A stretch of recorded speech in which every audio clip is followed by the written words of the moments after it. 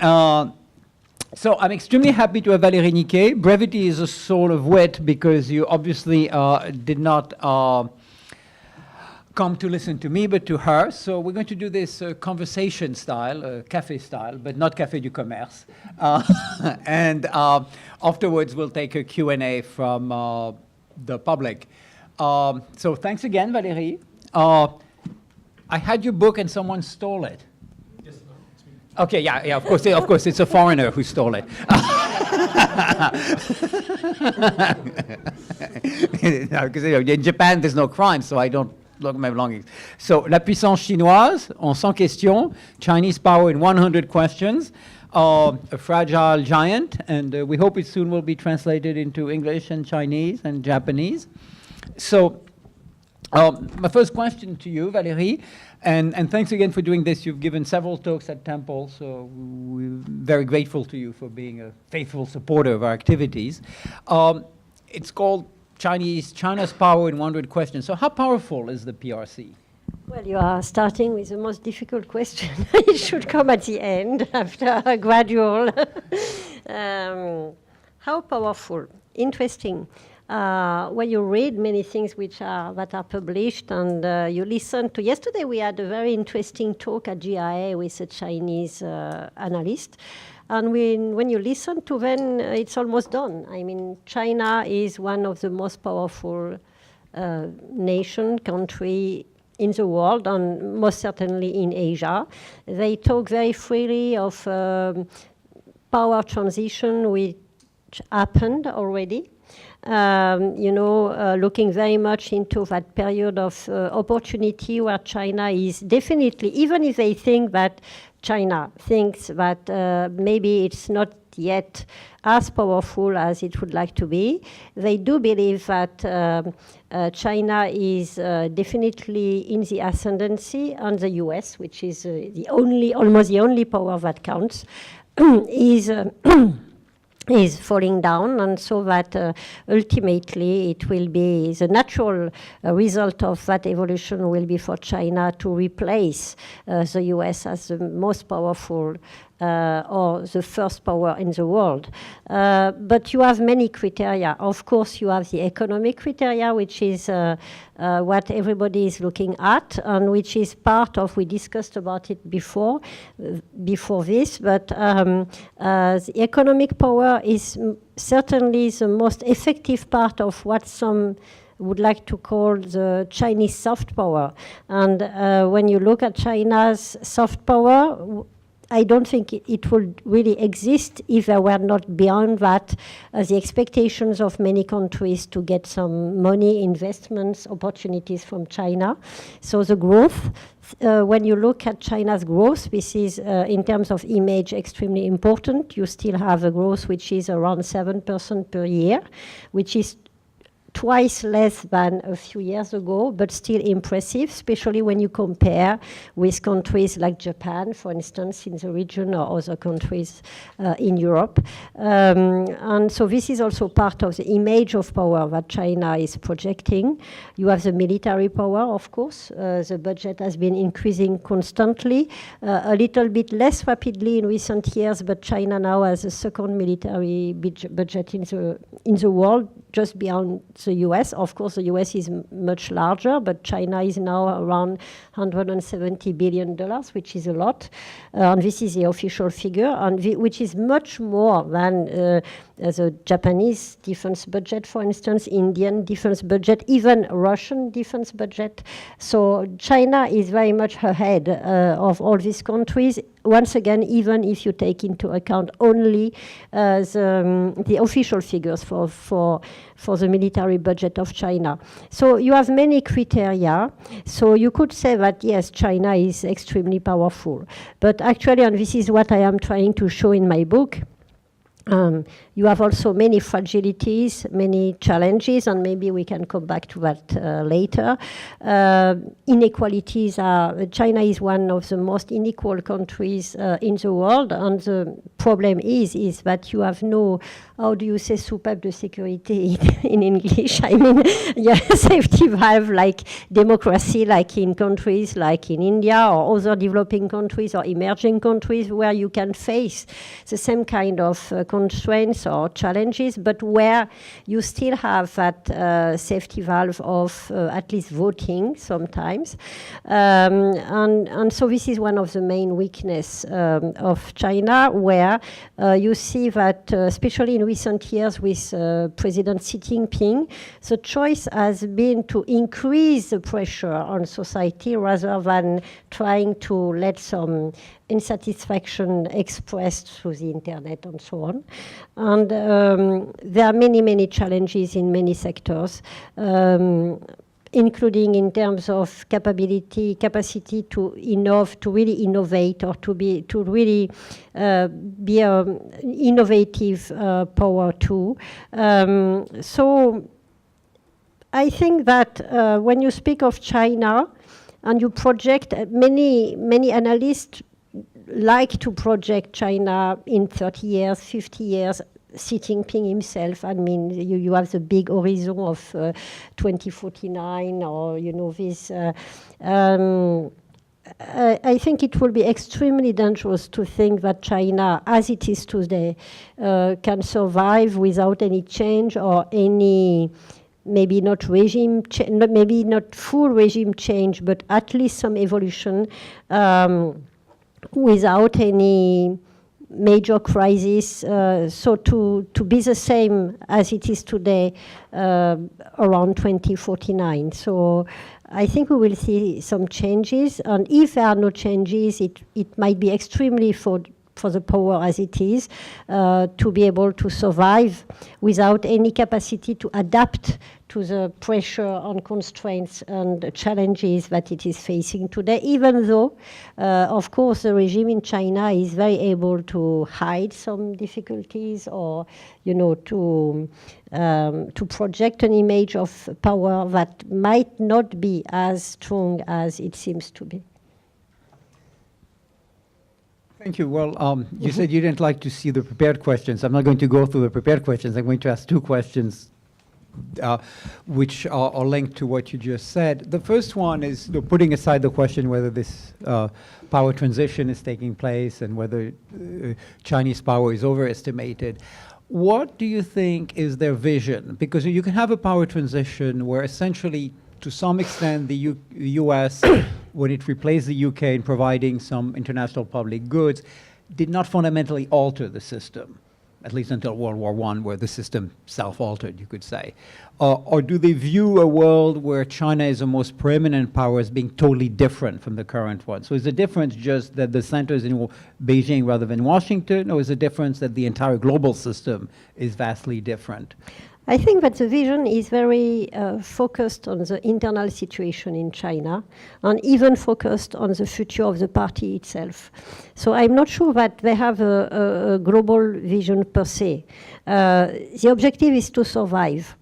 And in order to survive, you can have put in place some strategies that are useful for that objective, but it can change and be. That's why China can also be very pragmatic and adaptive. We saw that recently with what happened with, in North Korea for 3 years, is it? Xi Jinping did not meet Kim Jong-un, sorry. And then suddenly, as reaction to what was going on, he meets him 3 times in a few weeks. So it's a very adaptive system, as long as it serves the purpose, the main purpose, which is a strategy of survival of the Communist Party. So it means that China needs rules that are useful and not contradictory, which are helpful for the ongoing economic growth, because they need economic growth to satisfy the population. So this is they will try to influence the international system in order to get some rules which are more in favor of economic growth for China. They will try to have as less constraint as possible on their strategy of access to resources, for instance. And when you look at the regional situation, and especially the policy, like in South China Sea, but in relations with India too, or all the neighbors of China, this is related very much to the narrative of the re-emergence of a powerful China at the center of the system. It doesn't mean that they have the ability to do it, but it serves internal purpose of prestige for the regime. So it also explains, I mean, this is, I think, at the heart of China's foreign policy and relations with its neighbors. Sometimes it seems to be extremely contradictory. For instance, when you look at China, what China is doing in Southeast Asia, on one side, they are trying to seduce countries in Southeast Asia with that Belt and Road Initiative and maritime infrastructure buildings and so on. But at the same time, they cannot help themselves, I don't know if it's the right way to put it, to be extremely assertive and provocative to some countries in the region, in the South China Sea, for instance.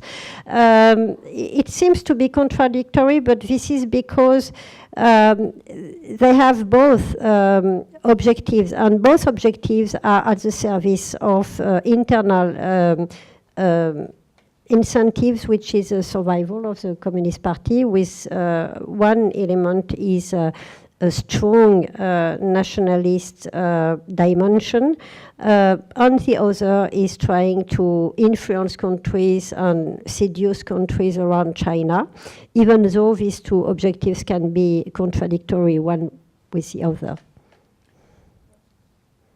You mentioned survival. You mentioned in your book that Xi Jinping apparently assigned Tocqueville's old regime and the revolution to the top cadres of the party.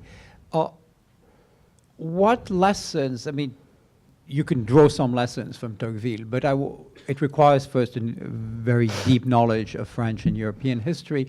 What lessons do you think Xi wants the cadres to draw from Tocqueville? It's not only Tocqueville. I mean, I think when you speak of Tocqueville, I'm not sure they need to read it, but I mean, the idea is if you move in a system that I mean, it's not only Tocqueville, it's also the example, the counter-example of the fall of the Soviet Union, which has been studied and still is studied very carefully in China today as a perfect counter model, which is that if you move a small brick in a rigid system, all can fall down and disappear very quickly.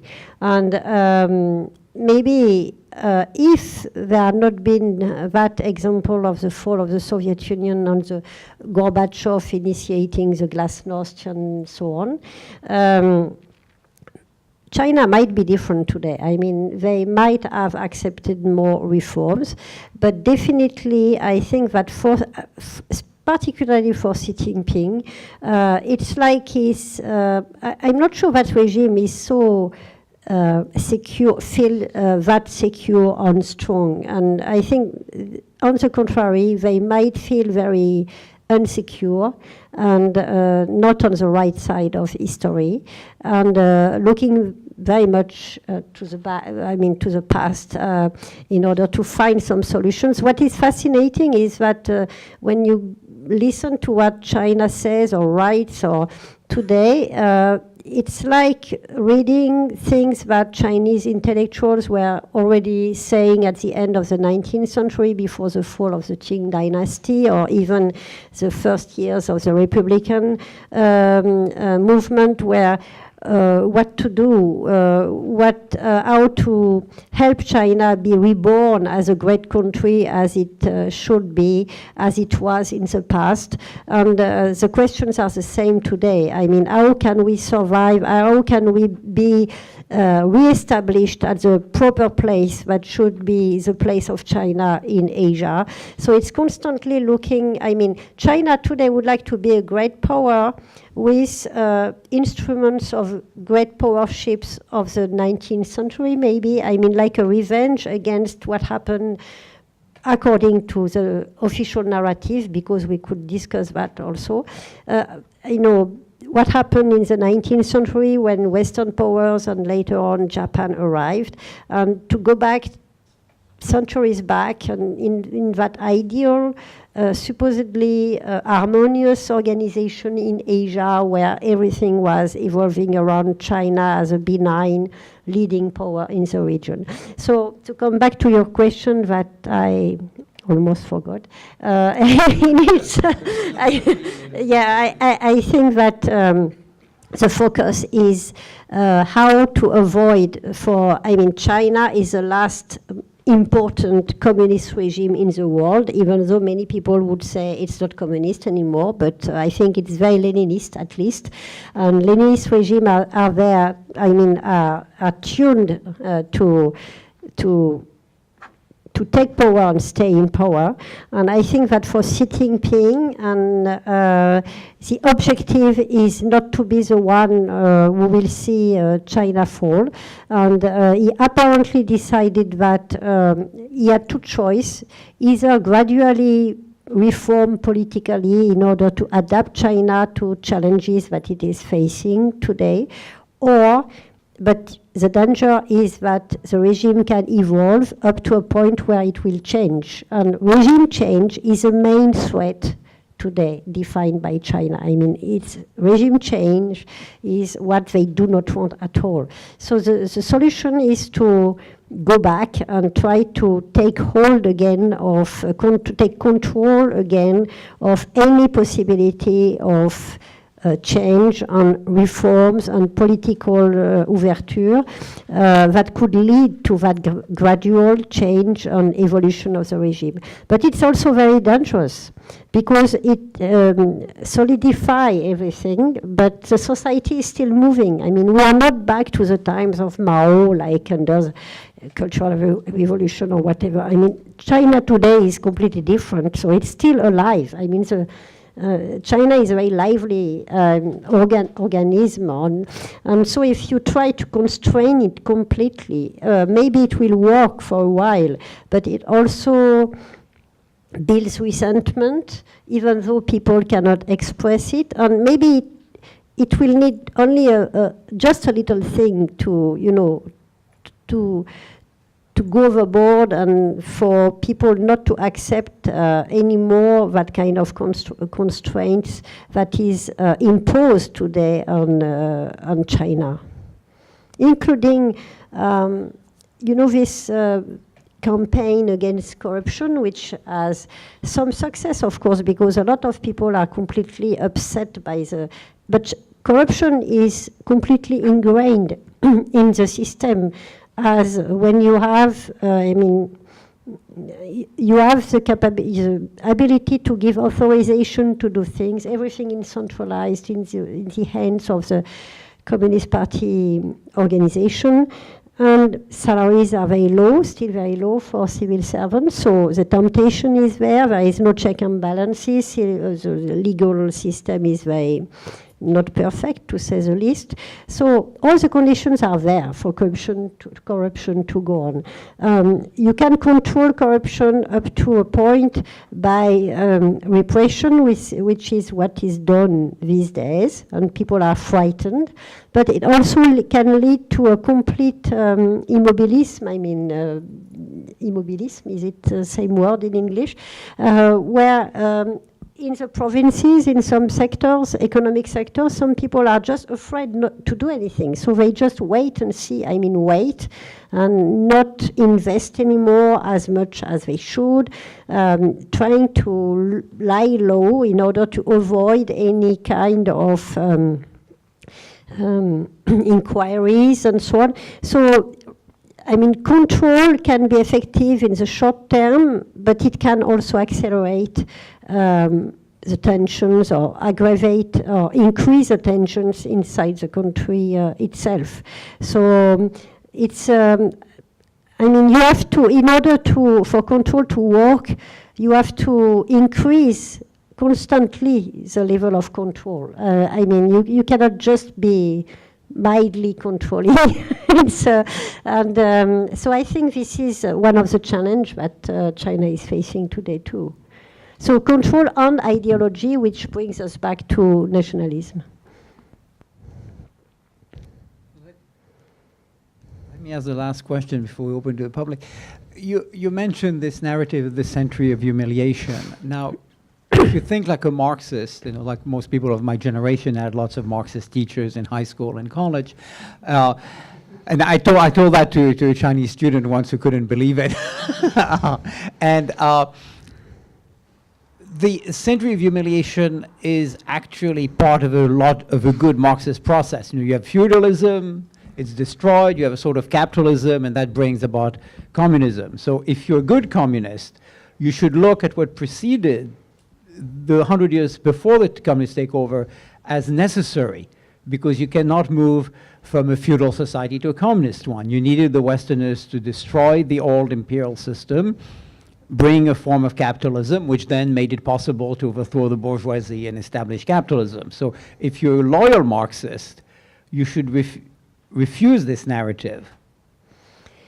Yeah, so but which one do they believe in? The Marxist one or the Chinese one? But don't forget, it's, I mean, it's not communism, but it's socialism with Chinese characteristics. So it's a very, you know, this is the most important point. And I think that the Chinese are quite proud, maybe surprised. They are surprising themselves too, that first,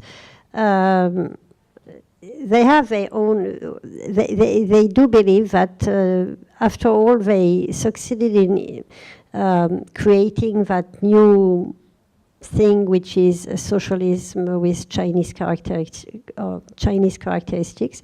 And then they also survived the Soviet Union, in spite of the fact that there was this conflict between the Soviet Union and China. Still, when the Soviet Union fell for China, it was a kind of tragedy. I mean, but now they are the only comment on dit les héritiers? Sorry? Heirs. Yes, the heirs. I mean, the only one, you know, with a mission to let socialism or communism, not yet, maybe never, survive. I mean, this is, so this is also a mission that they have. I mean, this is why this idea of bringing, you know, this horizon of 2049 and so on is so important.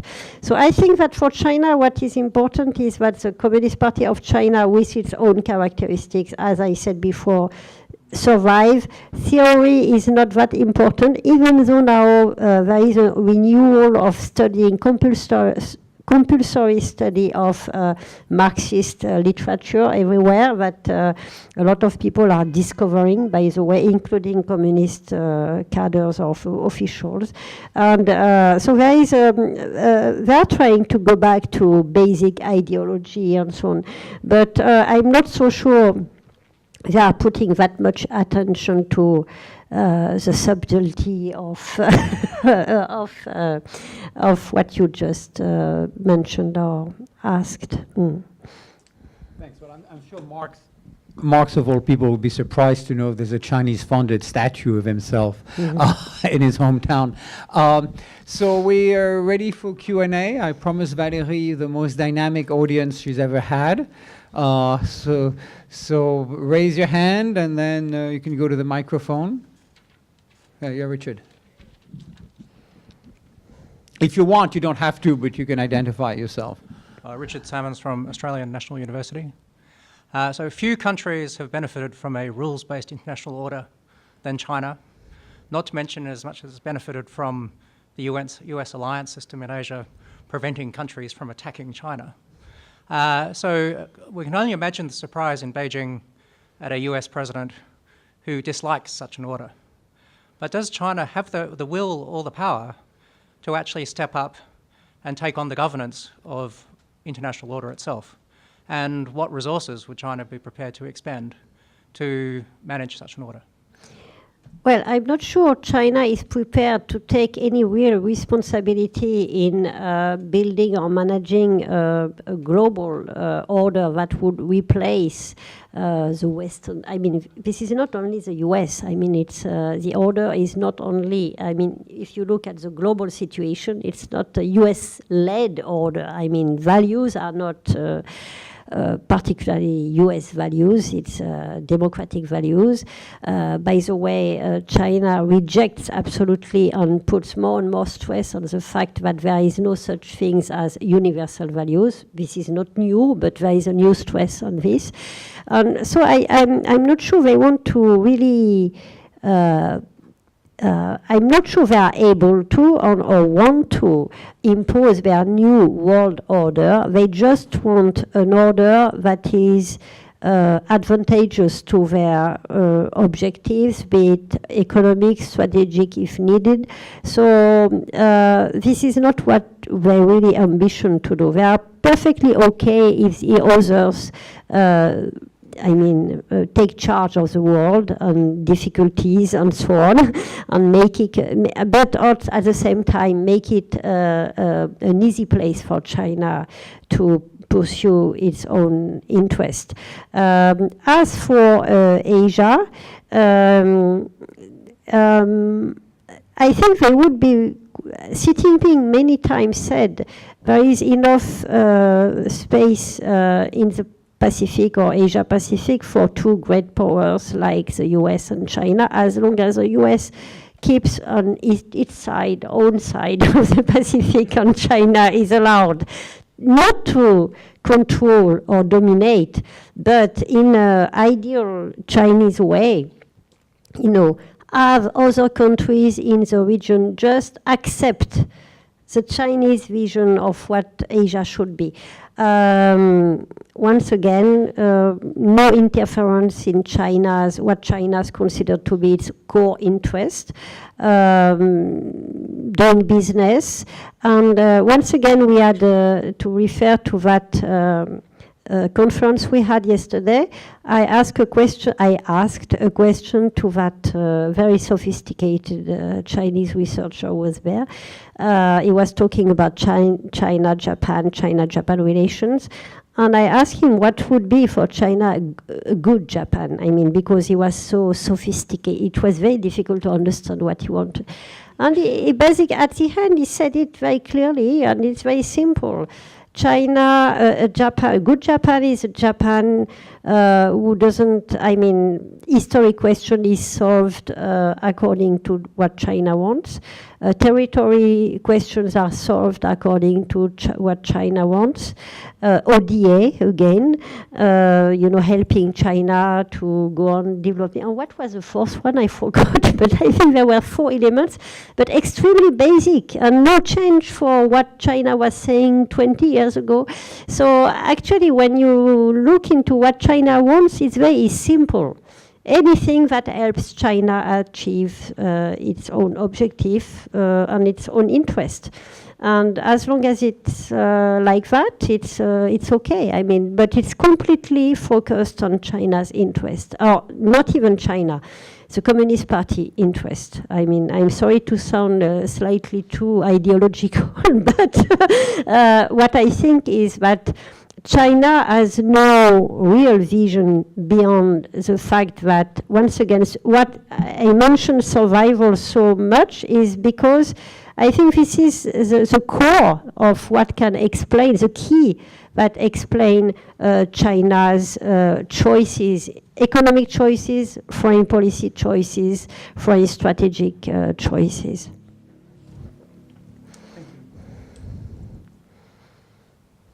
No question. It's humiliating.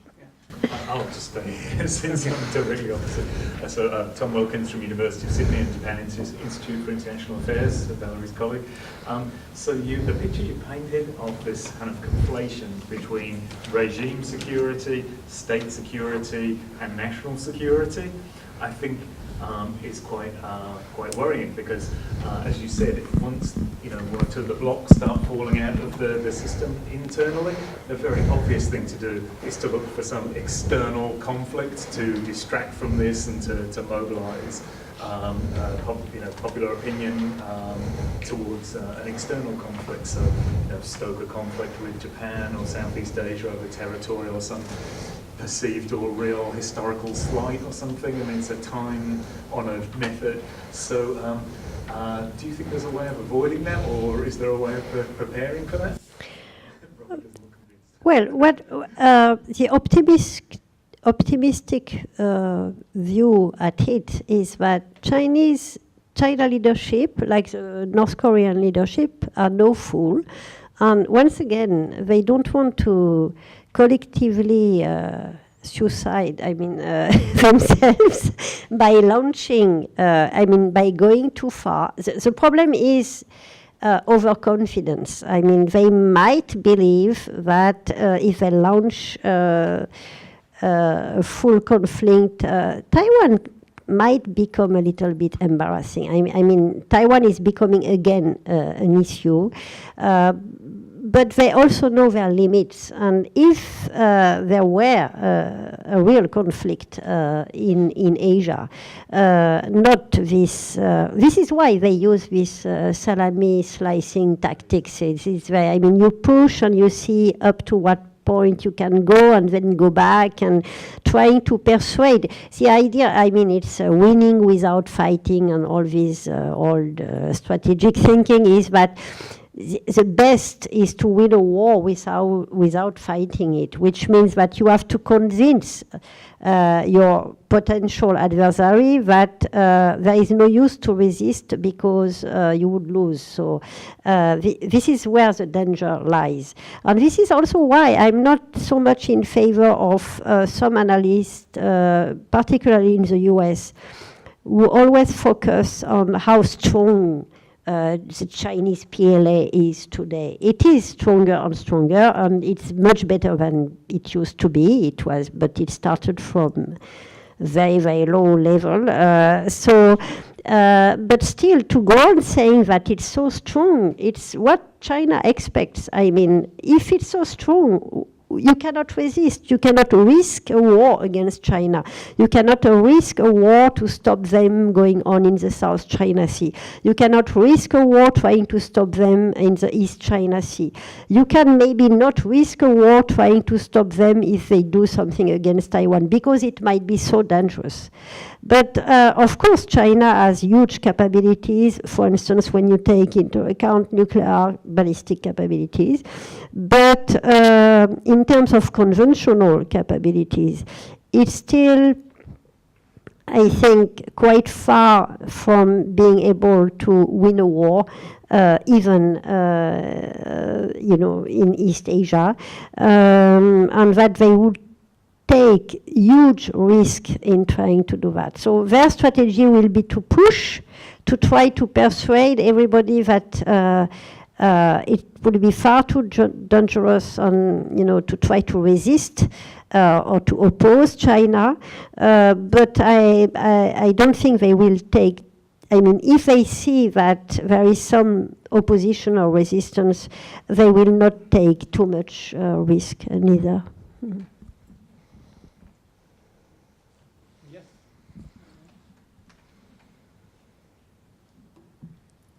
Richard Solomon from Beacon Reports.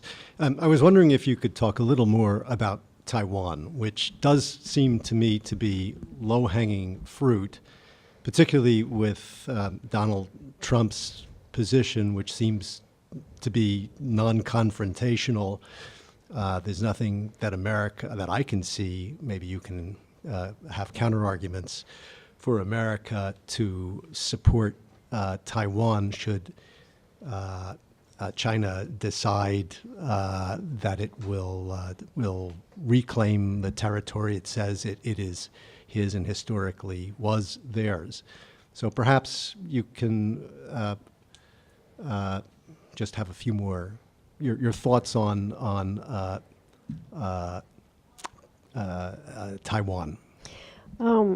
As I said, Well, the danger is in if Xi Jinping persuades himself that China has a capability and there would be no real resistance to launch an offensive against Taiwan, of course, there is a great temptation for him to go in history as the man who really reunified China, especially with that China dream thing that he is constantly mentioning. You know, the China dream will be the final reunification. But once again, I think he would take a huge risk. And I'm not sure, I mean, US I'm not a specialist of the US, so I don't want to. Trump is certainly not without defects, but maybe what some would qualify as paranoid or unpredictable or whatever is also what frightens Chinese the most. I mean, they are not sure. I mean, with a normal democratic, a leader. I will not say Democrat, but leader in the U.S. They were pretty sure that they would not take too much risk and take the risk to go at war with China or whatever. So. But with Trump, who knows? I mean, so it might be, I think it has been quite effective until now. And then the US decided to increase, new arms sales, if I am not mistaken, new rules of official visits, the new buildings of the US, not embassy, but how do you call that, representation or whatever in Taiwan. So I'm not seeing the US going, away from Taiwan right now. And also I think that China lost Taiwan already. Everybody says that Taiwan will reunify and there is it's only a question of time. I do not see it that way. When you look at public opinion in Taiwan, the vast majority, of course, do not want to provoke China and ask for immediate, for independence, or they do not really care maybe for independence. But they are in favor of the statu quo, and definitely they are not in favor of being reunified with China, not because it's China, but China as it is, as a regime is today. So I think they lost Taiwan. Ideologically, they lost Taiwan completely. The number of people who are really in favor of reunification is diminishing, and so I think they lost Taiwan at the ideological level. Also, they lost Taiwan because of what they did in Hong Kong after the umbrella revolution and the sunflower things in Taiwan. Hong Kong was supposed to be the model for reunification with one country, two systems. And what everybody can see, including Taiwanese, is that it doesn't work. It will never work because the regime in China cannot allow any kind of democratic evolution, even if it's only in Hong Kong, because it's against what they think should be the trend of history. It will be Taiwan is a counter model for this is why it's so complicated for mainland China. China is the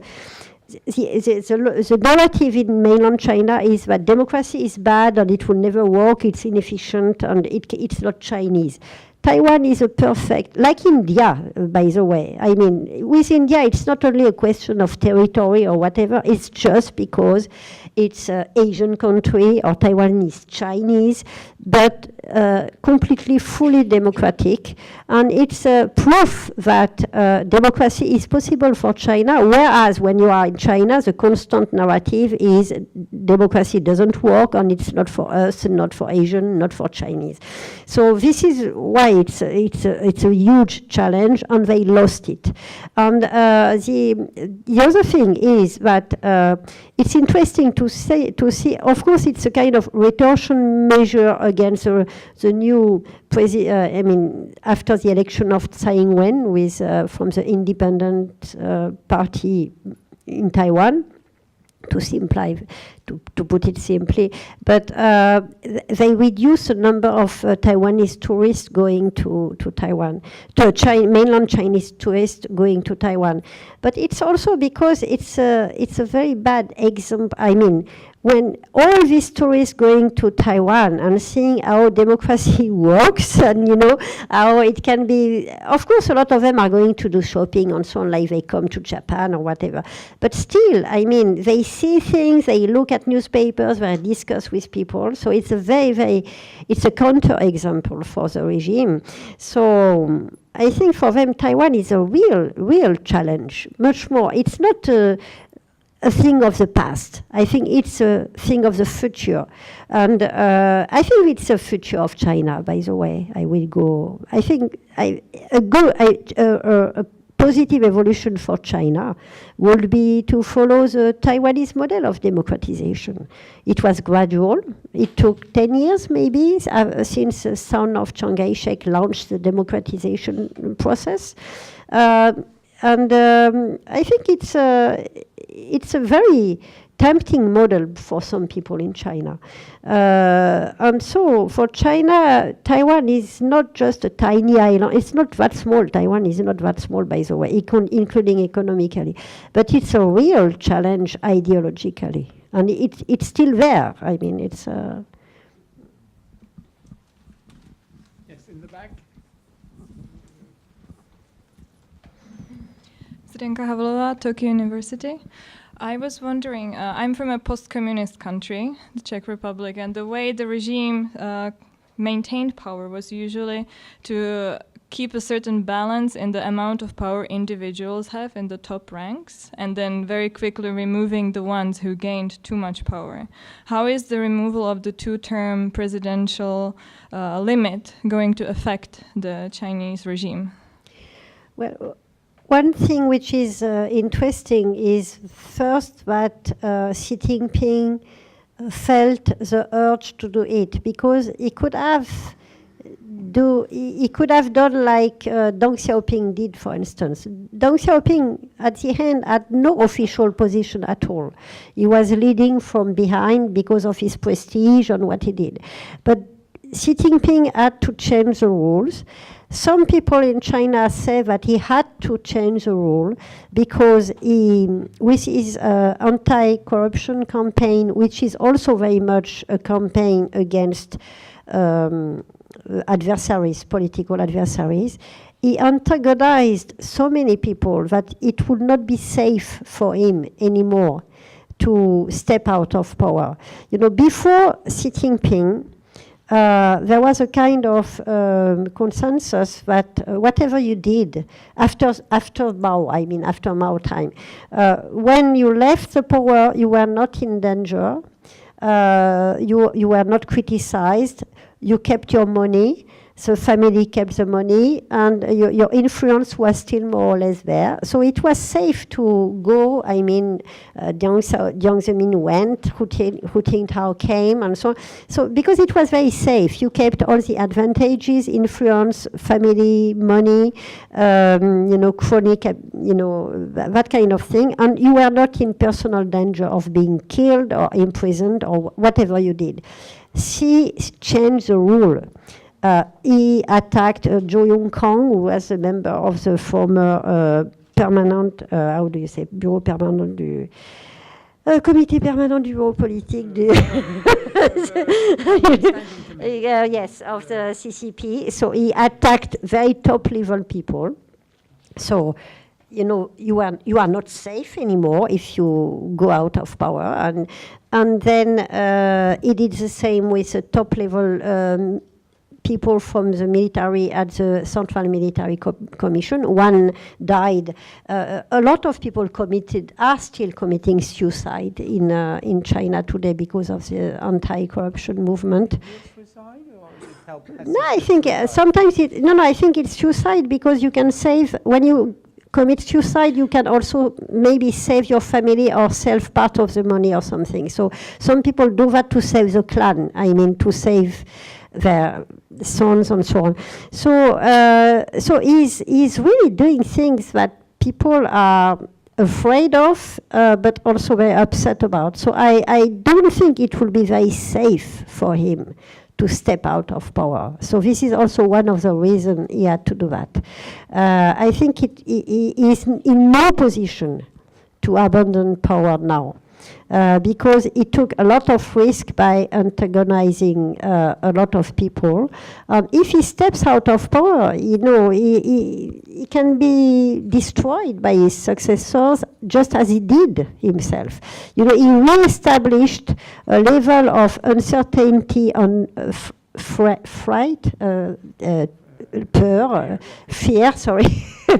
fear that had disappeared after Deng Xiaoping. It was corrupt, of course, but people were not afraid anymore. But now they are again. A lot of people are afraid in China. And so when you do that, you have better be careful with what you do. I mean, you better stay in power and in control.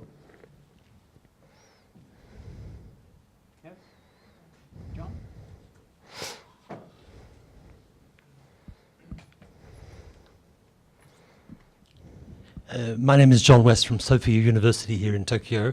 Congratulations on the presentation, it was excellent, and I look forward to reading the book. Picking up on the point you made about Chinese tourists going to Taiwan and how this is really contaminating their minds about democracy. Taiwan, of course, is only one place that Chinese people go to. We have millions of Chinese tourists everywhere, including including here in Tokyo, but also almost millions of Chinese students everywhere. Here in Japan, we have over 100,000 Chinese students. We have Chinese businessmen, we have Chinese investors everywhere. So at the same time as Xi is repressing things in China and trying to control things, there are so many empty doors out of the country which, go the other way. Do you see any risks to this sort of openness of the society to the outside world if things become a little bit more nervous for Xi over time? Well, I think this is where China has been more sophisticated than the Soviet Union, is by allowing people to live.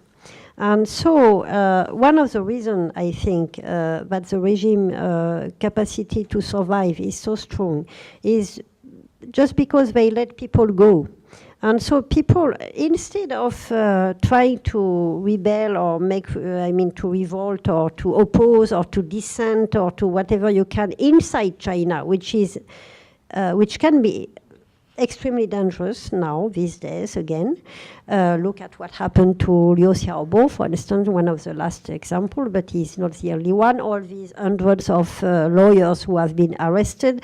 Liu Xiaobo's wife, who never did anything officially, she's under house arrest in a very dire condition. So, it's dangerous you need a lot of courage to oppose in China. Most of the Chinese, one of my friends, Jean-Pierre Cabeston, wrote a book. His last book is about, what's the title in French? I forgot. But he tries to show that Chinese are not, basically they want stability, and so there will be no real change in China. And I think he may be right. But I think one of the reasons is that because people are voting with their feet and just going away. So money is going away. They are trying to put money outside of the country as much as they can. This is why one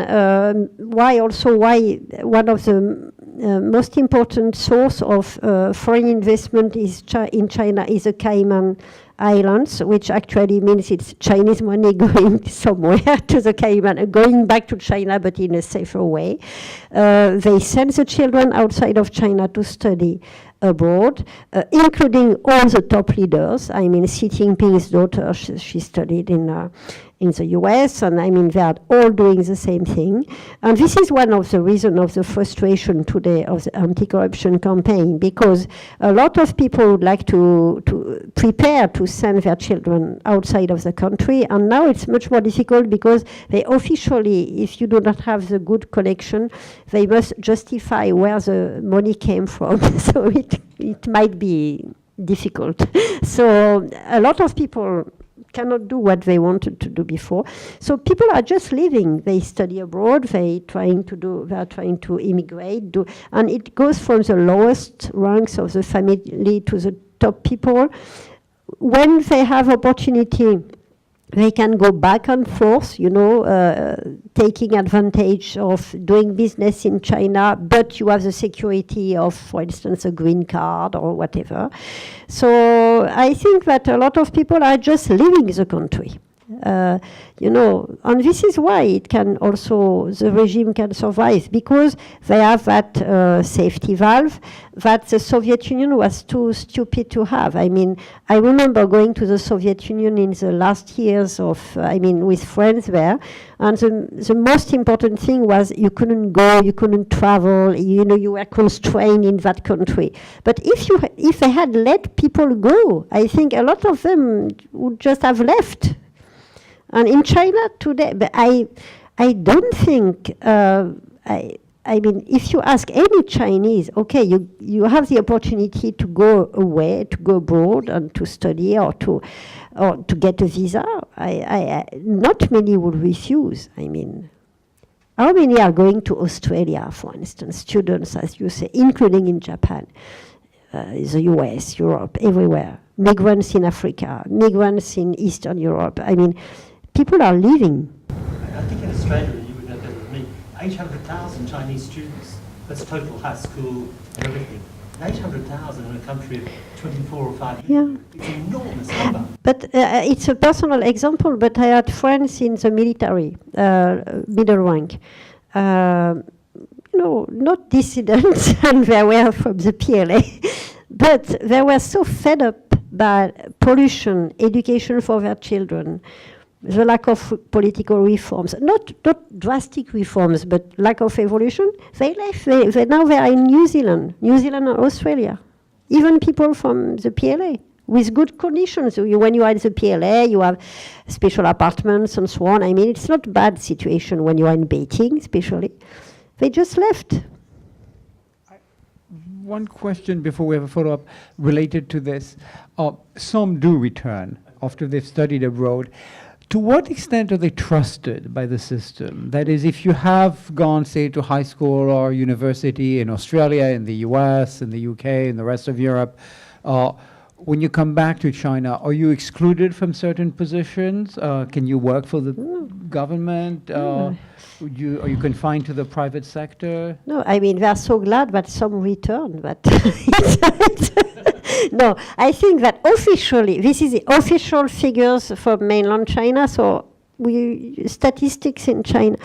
Officially, they say that 70% of students in the last years, but I don't remember exactly, but a rather high figure number of students come back to China. But actually what happened is, first, the best students do not come back. I mean, if you are really good in the US, you stay. But then what they do very often is, because they are offered, they can be offered good position, I mean, in China, in order to participate to economic development, research. Plus, some of them were sent, there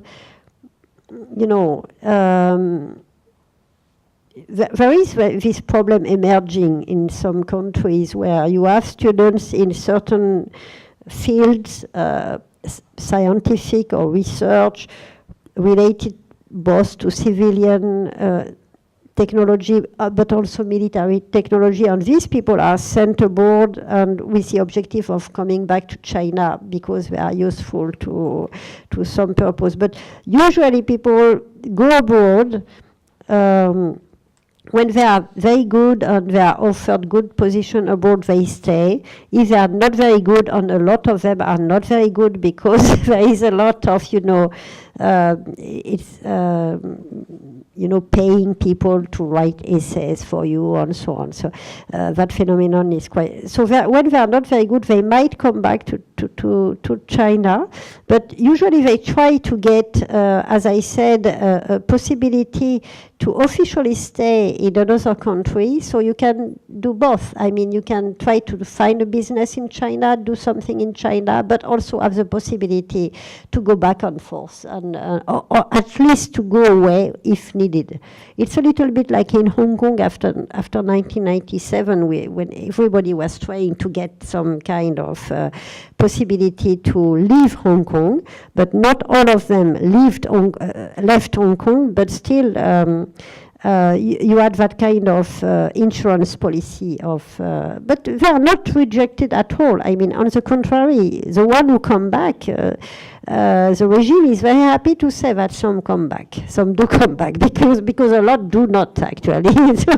And You Yeah, actually, just to add something to that. speak loud because you don't have the microphone. About the flow of Chinese students or professionals or something coming to Australia or the United States, and you kind of seem to imply that a lot of them stay. I mean, a lot of them do, but I think a lot of them do go back, and a lot of them go back motivated by patriotism and so forth, and take the skills that they've got back to work and be successful in China. So I think there's two sides of the picture. The other thing is another channel in that flow as well, which is people that are already, Communist Party members. yes, that's what I said. Flowing out to these countries and just, keeping an eye on things and, perhaps, in some ways doing things, on behalf of China, and, those people are sent out there for that reason, and of course they'll be No, as well. I sort of get the impression that anybody who gets out basically just defects if they can, but I'm not so sure about that. no, it's not really defecting. It's more comfortable than that. And you also are right when I said that the best students stay or try to do, but you're also right. I mean, some of the students simply just stay together in the country where they are sent and feel excluded, or maybe more so in the US. I don't know in France, because students are mixing a lot, maybe less so in France, but I think that in some university in the US, they tend to stick. It's very difficult to socialize, to get into, and feels frustrated with, how they are treated and so on. So this also exists, of course, yes.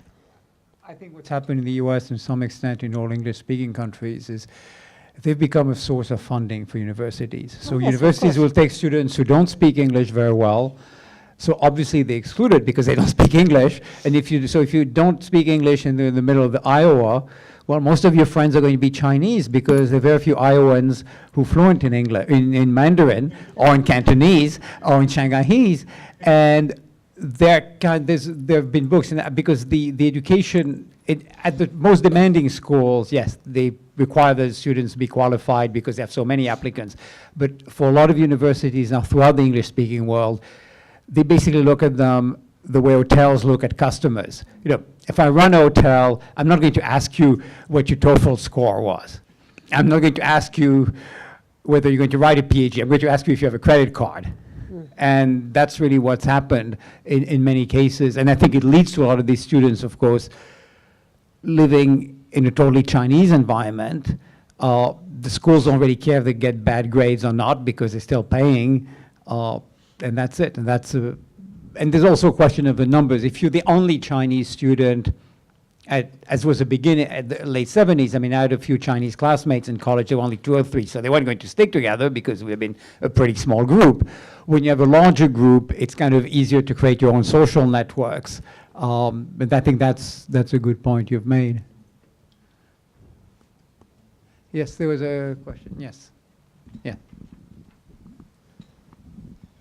Thank you. My name is Mikio, a Japanese contingent worker. I think everybody remember last year's Cambridge University Press moved to how to say introduce censorship under Chinese. Yeah, yes, they reversed, but I'm afraid of that. Western intellectuals are so ignorant about Chinese. How to say? Most of surveillance states as a China. So could you advise some hints for such intellectuals? About what you mentioned was it raised a huge protest. So I think a lot of people were aware. You know, it's the Cambridge University Press, and there was in London, in the UK too. I don't remember exactly which one.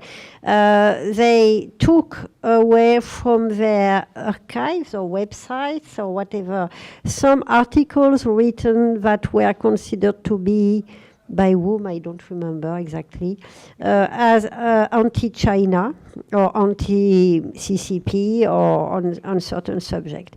But it led to huge protest. I mean, and this is why they reversed. So I think intellectuals, I mean, at least people working on China, most of them now, I mean, the general feeling on mainland China has not been improving in favor of the regime recently.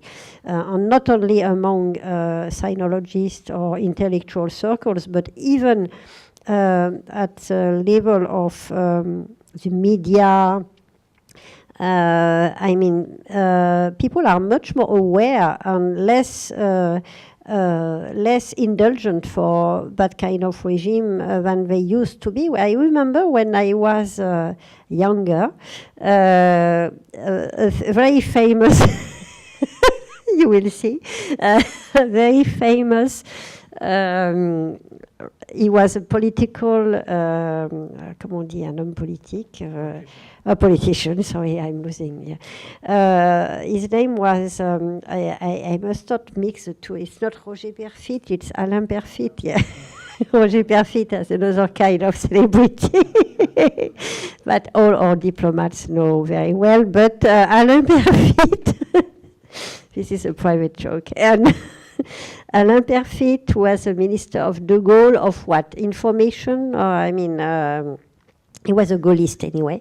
And he wrote a book called Quand la Chine s'éveillera. And he became the Chinaman in France. And he was very, Le Figaro was supposed to be right on the right side of the political spectrum. A newspaper was very pro-China. I mean, the media's political circles in France, in the name of a kind of Gaullist position, were very pro-China. And this has, without mentioning the Maoist, I mean the pure Maoist that we had also. But I think that all this has completely disappeared. Now, when I talk to journalists in France, most of them are really criticals of China, including at more official levels, where I'm not saying that people are anti-China, they're not, but they're much more aware of challenges, difficulties, and so on. So I think the situation has changed for the good. I mean, in terms of awareness, of what the Chinese regime can offer in terms of opportunities, which is quite low, and in terms of possible disturbance of stability, which is quite high.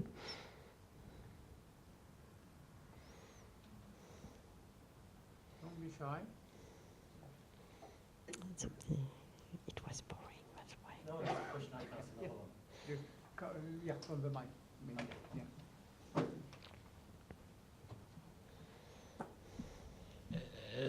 Sorry to take the floor twice. On that very point that you're talking about now, maybe the media is now becoming more critical about China, but there are so many instances I read about in the media of corporates compromising with the Chinese regime, Facebook and Apple and all these companies modifying their software and sharing stuff and so on. And so my impression is that the corporate sector is going very much backwards in collaborating with China. It depends of what sector. I mean, some are much more aware of the difficulties. For instance, before the fantasy or miracle of the Chinese market was, very much there. But now when you read at the reports written by the US Chamber of Commerce or the European Chamber of Commerce, it's much more, cautious about, investments in China, returns on difficulties and tensions. So this is quite new. I mean, not completely new, but in the last few years, it has changed a lot. I mean, comparing with what was written before. And even when you look at all the discussions and debates in Europe, at least, on Chinese investments in some sectors, look at Germany was quite open to it, but now they are much more cautious. France Macron was asking for, control of Chinese investments. I mean, not control, but being more cautious about in which sector they would invest. So this is one point. But you're right. You have a strong influence of some sectors of the economy that have been taking advantage a lot of the Chinese market, and especially of the kind of business you can do politically controlled at the state levels, like some big companies in France, for instance, or and in the US, whole sectors of the economy are also, of course, thriving on the way China is today, or not only in the US. I mean, China with a strong rule of law, strong respect for labor's rights and so on, will be much more difficult. I mean, all the retail sector, for instance, all these, Google and so on, high-tech sectors and, consumers like Apple and so on. I mean, it's completely complementary. I mean, to be able to have a country like China, which is in a way so efficient and with not too much low cost, not so much low cost, but well organized, plus minimum rights in terms of, trade unions and so on. So there is a complementarity between the two. That's true. It means that but still, these companies give things to China, but the criticism is,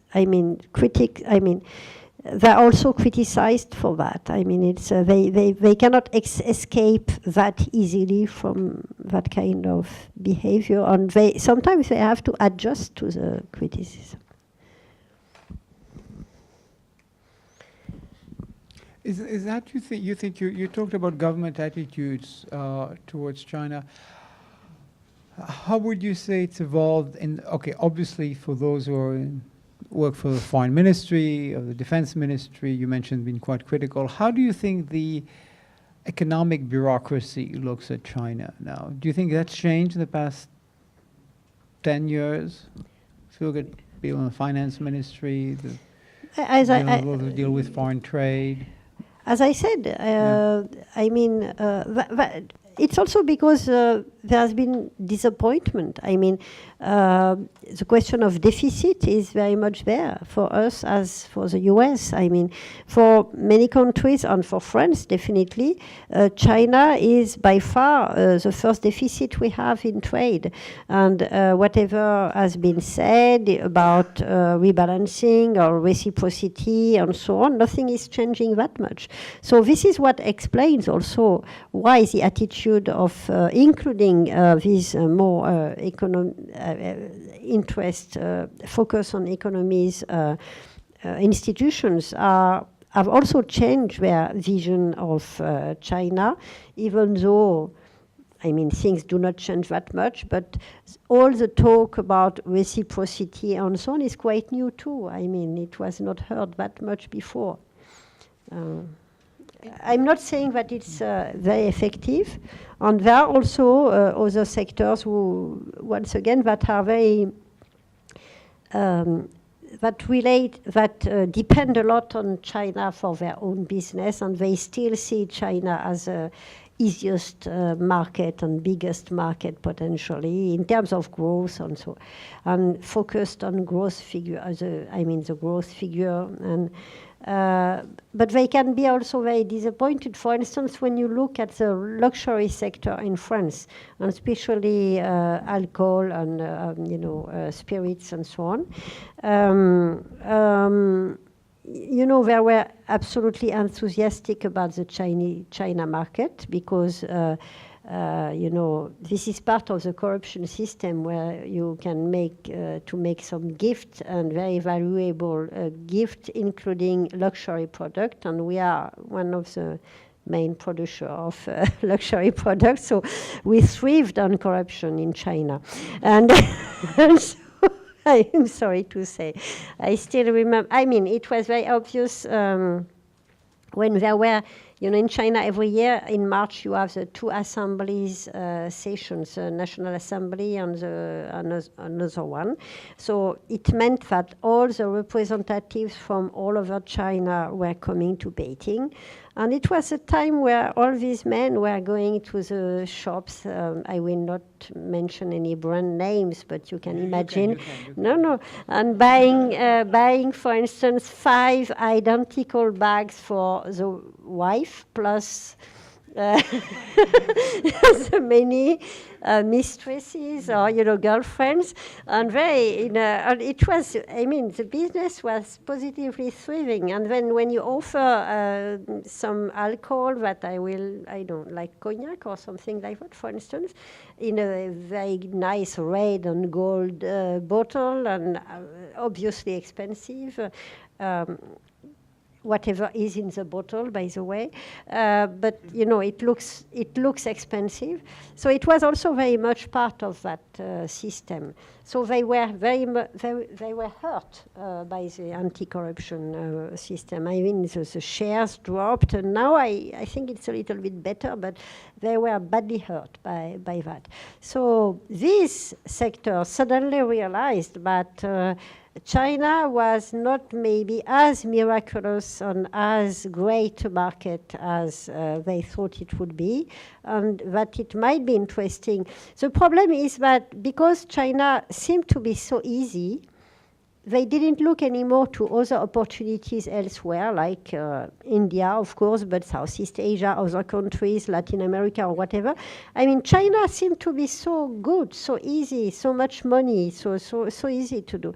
So they closed themselves. It's a kind of laziness also on their part. It was much easier, they thought, to go and do business in China than look elsewhere. Now maybe it should be time to rethink, but. Tom?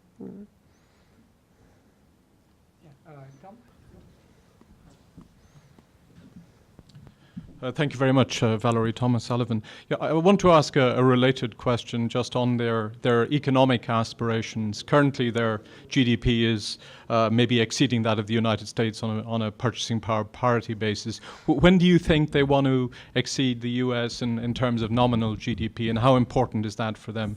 And just on per capita GDP, I don't know if you cover the economy in your book. Do they want to exceed the $12,000 per capita threshold, or how quickly can they do that? Well, right now they are around 8,000 per capita GDP, which is the level of Japan in the 1960s, I think, something like that.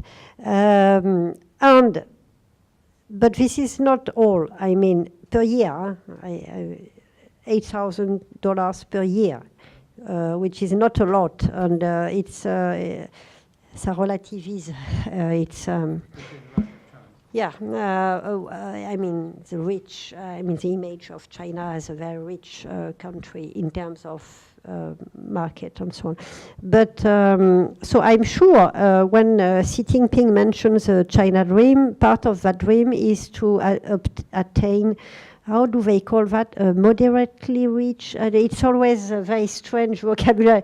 Moderately rich society or prosperous, society, which means that a little bit better than that, I imagine. But the big problem for China is that growth is going down. Official statistics say, when you look at the figures since 2012, 13, 15, it's like a plateau around 6.5, under 7, not too bad, So I think that, but they did not achieve the level where there is a real education is not free anymore, it's expensive. Les soins médicaux. Medical care is also expensive. Retirement, you do not have a real system. You have in the cities, but it's very low. And so you have no retirement system, and the society is aging rapidly. So all these basic needs are not achieved. And so they need money in order to do that.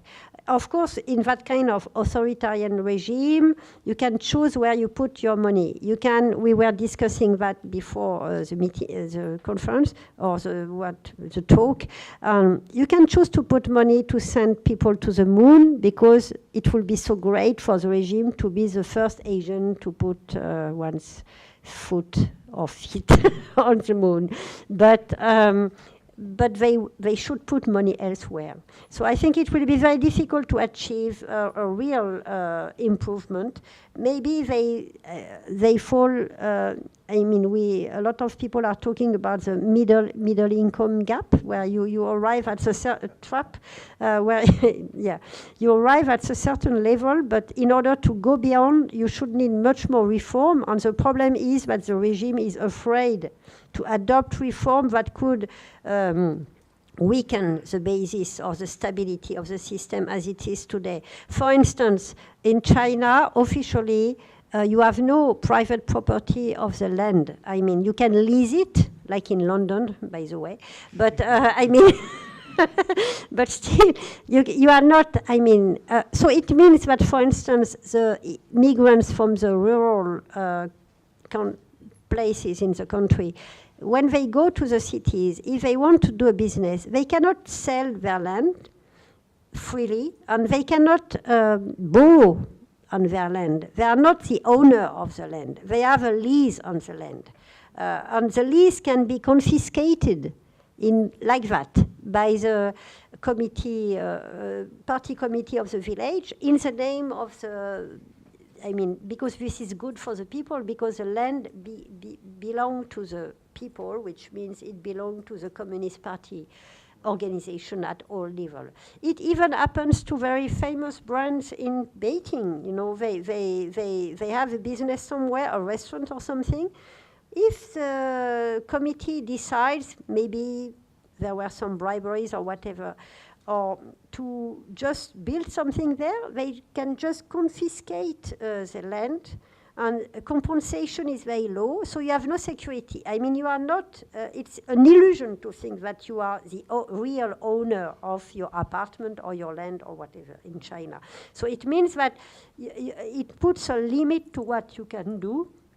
And so I think it's extremely difficult to go beyond a certain level, plus inequalities, because you have very rich people. The inequalities are huge. So when you are not, I don't remember the figure exactly, but the percentage of people to whom belong the most assets in China, it's very narrow, it's tiny, and it's always related to your position, high position in the Communist Party. So it's a kind of, banks, banks, state banks, big industries, party membership. This is the recipe to make money in China. So, sorry. Yes. Yes, so Frédéric and then here. Okay, okay. No, so you're sorry. Yes. If you could go to the mic, we'll hear you a little better.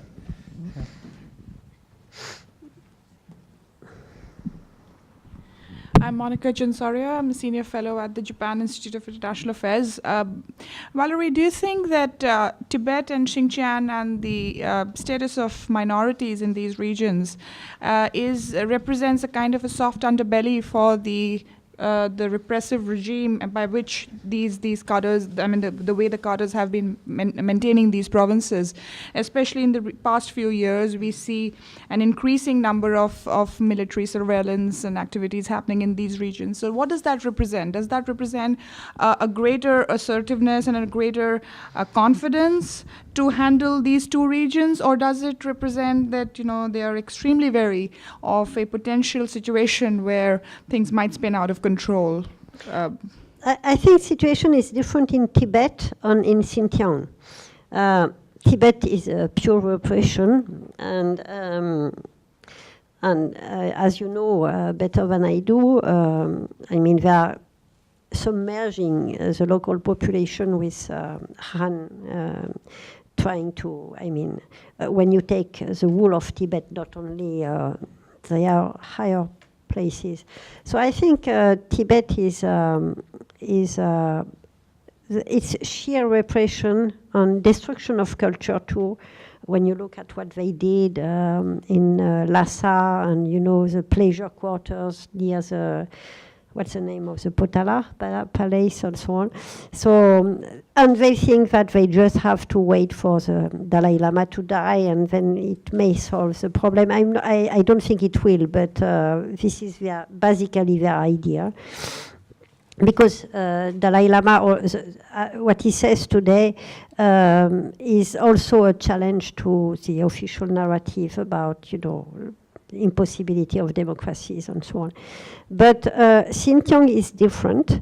It has been controlled by China only since after in 46, after the communists took power. Before that, it was not very well controlled by the Qing since the 19th century. And in Xinjiang,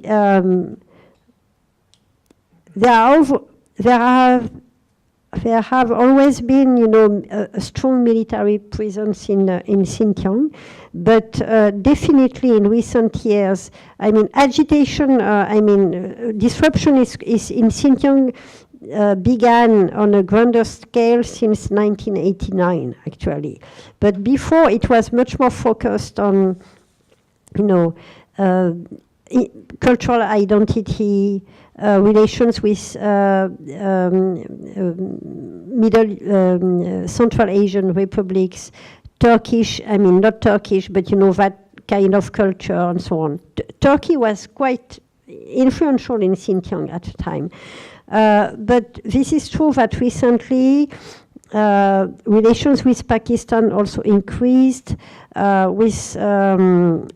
There has been a radicalization of some groups, but because there is a reaction, you know, it's the old story of the repression is so strong in Xinjiang, and now it is becoming completely out of control. I mean, forcing people to eat pork and, you know, drinking alcohol and so on, and the repression is increasing, and we, former colonial countries, we know very well that when the only solution you have is to increase repression, military control, it's not a good sign of the future of your capacity to hold a country. Usually, it ends very badly. So I'm not saying that they will lose Xinjiang, but I think that they are not in a very confident mood.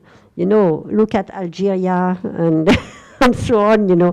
You are more and more involved in a repression system, and then you cannot go away. And so I think they will have to focus on Xinjiang for quite a long time. And I'm not saying that China will lose Xinjiang because it's a very specific, but it will not go away, that problem. Not only, not because they increase repression in Xinjiang as they are doing today. Yes, that will be the last question.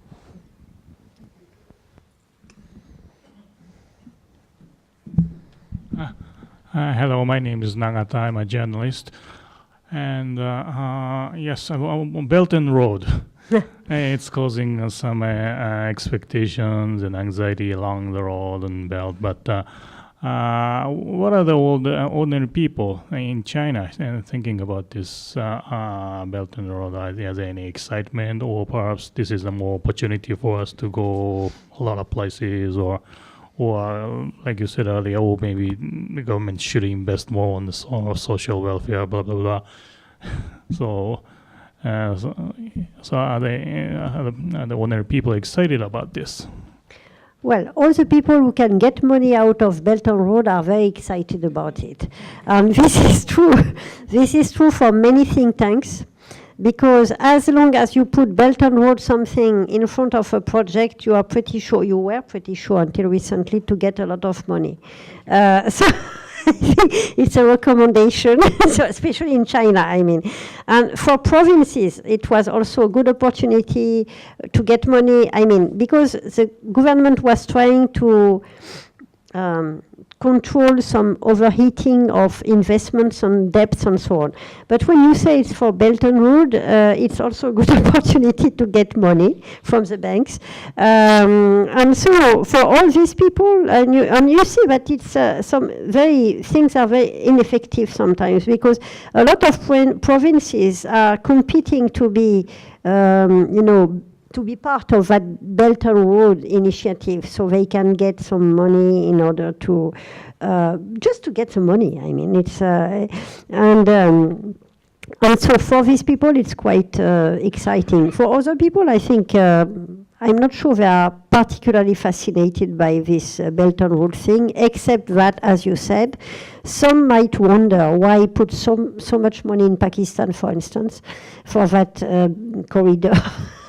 When you have people in Guizhou or Anhui still struggling with basic infrastructure. So even though things improved a lot in China, of course, I mean, including railways and so on. So some of these people might wonder. And Belt and Road got, I mean, out of control because it's... it's like the EU. It's the wider it is, the weaker it is. This is my view, and please don't quote me.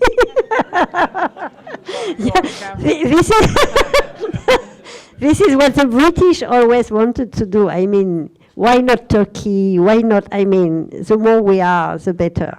But the weaker too. So, but now Belt and Road, it's everything from the Arctic to the Pacific to Africa, Latin America, I mean Central Asia, Europe, Eastern Europe, why not? I mean, it's just a label on a kind of trying to say China, I mean, support us, be with us, because we can put money and we are very influential, and we have a lot of we can move things and so on. So sometimes it's true. I mean, Belt and Road is also a challenge to us because, like China policy in Africa, some might complain, and I'm not sure China is the best of actors or players in Africa, for the good of Africa, for instance. But still, they are doing things that other countries completely abandoned after the Cold War, because some countries were not that important anymore.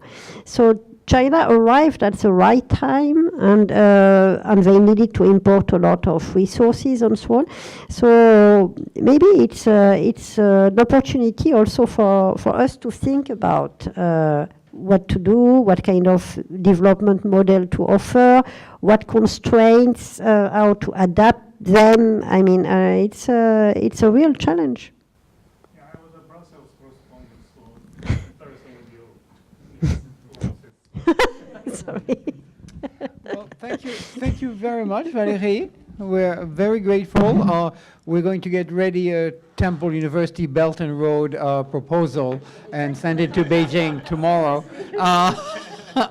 asking for a lot of money. So we'll be able to offer you a great honorarium next time you come back. You know, we're very poor because the Japanese government doesn't support us, so we will give you an extra bottle of water. So thanks to everybody for coming. Thanks first and foremost to Valérie and to Emily and to the student workers who make all this possible. So thanks again, and come back very soon for upcoming events.